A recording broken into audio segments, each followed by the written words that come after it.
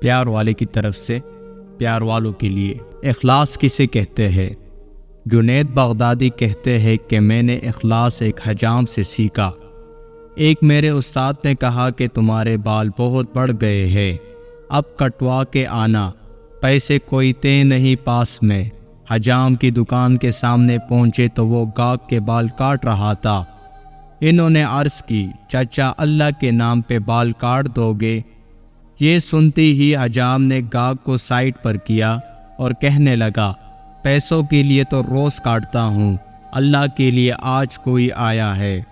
اب ان کا سر چوم کے کرسی پہ بٹھایا، روتے جاتے اور بال کاٹتے جاتے۔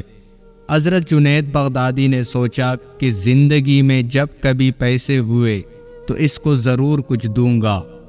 عرصہ گزر گیا، یہ بڑے صوفی بزرگ بن گئے۔ ایک دن ملنے کے لیے گئے، واقعہ یاد دلایا اور کچھ رقم پیش کی تو حجام کہنے لگا، جنید تو اتنا بڑا صوفی ہو گیا، تجھے اتنا نہیں پتہ چلا کہ جو کام اللہ کے لیے کیا جائے اس کا بدلہ مخلوق سے نہیں لیتے۔